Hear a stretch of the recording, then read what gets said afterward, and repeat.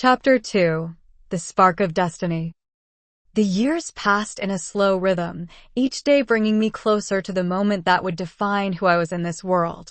As a child, I could feel the weight of Jenny's memories pulling at me, but they no longer had the power to break me.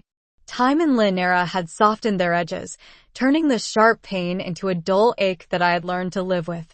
The brightness of this place, with its towering crystal spires and the ever-present warmth in the air, was a strange comfort. Linger was a world full of life and light, but I felt like a shadow within it, hiding something dark and untouchable. I grew into this new life with some reluctance.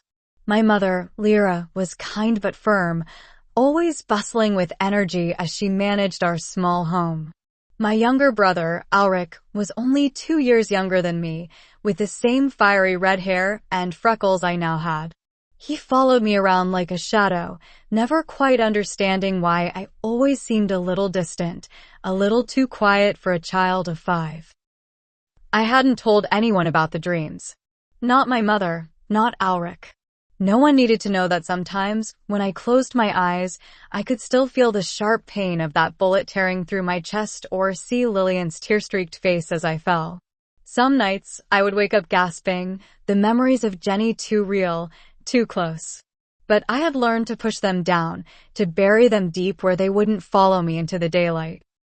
Linger was my new world now, and though I wasn't sure I belonged here, I knew I had to make the best of it. The morning of my 5th birthday arrived with a soft glow creeping through the windows, the sun casting long beams of light across my room. My mother burst in, her voice full of excitement. "Kaida, wake up! Today's the day," she sang, her hands tugging at the blankets that I had pulled over my head. I groaned and rolled over, squinting against the bright morning light. I'm awake, I mumbled, blinking sleep from my eyes. Today was important. Not just because it was my birthday, but because today was the day I would receive my staff. The staff ceremony was something every child in Linger looked forward to, the day they would take their first step toward becoming a wielder of magic. It was the first true sign of adulthood, a rite of passage that marked the beginning of their journey. I had heard stories from my mother about the day she had received her staff, about the joy that had filled her when she felt the magic bond with her for the first time. She wielded light magic, like most people here. It was common in Linger, where the power of light thrived. The thought of having that same experience stirred something inside me, something like excitement, but mixed with a sense of dread. Magic. It still felt strange to think that I would soon hold that kind of power, something that would shape who I was in this world. I had read about the types of magic, about how each continent had an affinity for a specific kind, fire on the continent of Ignitia, earth on Tyra, and so on. But Linger was the continent of light, the safest, the brightest, the most peaceful of all. Light magic was what defined this place.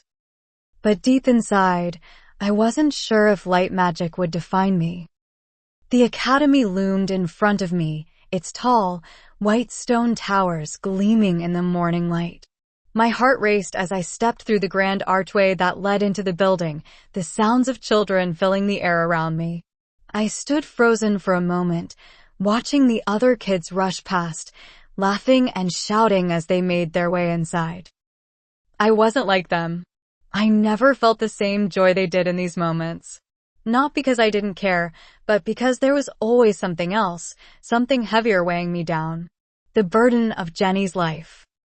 I pulled the star pendant from under my tunic, running my thumb over its smooth surface as I took a deep breath and followed the crowd into the academy. The halls were vast and filled with light. The ceilings arched high above us, decorated with intricate carvings of Linger and history, kings and queens, warriors, and magical creatures of old. I was so caught up in taking it all in that I almost didn't notice him. Relan. He sat alone at the far end of the classroom, his eyes downcast, avoiding the laughter and noise of the other children. He was small, his clothes a little too big for his frame, and his dark hair hung low over his eyes. I had seen him before, always quiet, always apart from the rest, like he was trying to fade into the background. I wasn't sure why I was drawn to him, but something in the way he sat, so still and silent, reminded me of myself. I walked over and sat down next to him without a word. He glanced at me from beneath his messy hair, his eyes flicking toward me for just a moment before he returned his gaze to the floor. "You don't have to sit here," he muttered, his voice barely audible. "I know," I replied, keeping my voice light. "But I want to." He didn't say anything else, but he didn't ask me to leave either. We sat in silence, and though the rest of the classroom was full of noise and excitement, I felt a strange sense of calm beside him. It was the first time, in a long time, that I didn't feel so alone. Over the weeks, Reelin and I formed a quiet bond. We never talked much, but we didn't need to. There was something unspoken between us, something that made me feel like I wasn't the only one carrying a secret. He was the only person in Linera who didn't expect me to smile, to laugh, to fit in. And that was enough. The day of the staff ceremony arrived with a quiet tension in the air. The academy was abuzz with excitement as the other children chattered about what kind of magic they might receive, what their staves would look like, and how their lives would change. I, on the other hand, felt nothing but a growing sense of unease. The staff hall was a place of reverence. It was vast and awe-inspiring, with towering white columns that reached up to a domed ceiling where soft, golden light streamed in from the windows. At the far end of the room, the staves rested on a grand pedestal, each one glowing faintly with the promise of magic. We stood in a line, waiting for our names to be called. One by one, the children stepped forward to receive their staves. Most of them took hold of their staffs and felt the immediate bond with light magic, their faces lighting up with joy as the soft, golden glow enveloped them. I watched as each child became part of the magic that defined Linera, their futures bright and full of hope. But when my name was called, something inside me tightened. I stepped forward, my heart pounding in my chest, my hand trembling slightly as I reached out to take hold of my staff. At first, nothing happened. The staff felt smooth and cool beneath my fingers, and for a moment, I thought maybe I would receive light magic like the others. But then, the air around me changed. The light flared, not the gentle, golden glow of light magic, but a sharp, electric blue that crackled and sparked in the air. Gasps echoed through the hall as the light around me intensified, growing brighter, harsher, until it felt like the entire room was vibrating with energy. I froze, my breath catching in my throat. Lightning. The magic was lightning, crackling through the staff and into my skin, filling me with a power I couldn't control. The whispers began almost immediately. Lightning magic was rare. It hadn't been seen in millennia, not since the days of the seers, the ancient beings who had once wielded the power to see into the future, to manipulate the threads of fate. Their magic had disappeared long ago, leaving only legends behind. And now it had chosen me. I could feel the weight of every eye in the room on me, the fear and awe that filled the air as I stood there, holding a staff that pulsed with a power far greater than anything I had ever imagined. The energy crackled around me, sparking against the marble floor, casting long shadows across the hall. I could hear the murmurs of the teachers, their voices tense and uncertain, but I couldn't move. The magic had taken hold of me, and it was like nothing I had ever felt before. It was wild, untamed, coursing through me like a storm.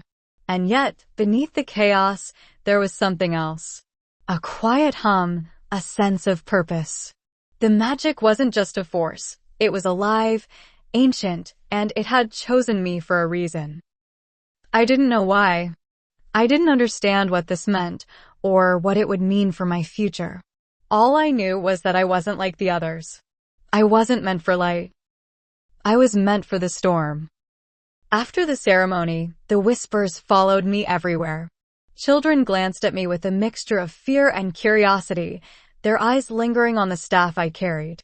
Even the teachers seemed unsure of how to treat me now, their once warm smiles replaced with cautious glances. But Rylan didn't change. He sat beside me in class, as quiet as ever, his presence a steady comfort in the midst of the storm. He never asked about the magic, never treated me differently. And for that, I was grateful. The days that followed were a blur of lessons and training, as I learned to control the lightning that now flowed through me. It wasn't easy.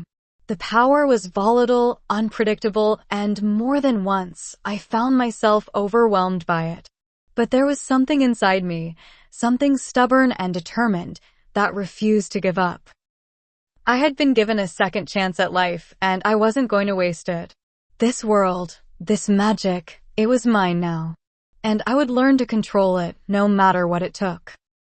As I stood on the edge of the academy grounds one evening, the sun setting in the distance, I felt the familiar crackle of energy beneath my skin, the lightning sparking at my fingertips. I knew then that this power was a part of me, just like Jenny had been. It wasn't something to fear. It was something to embrace.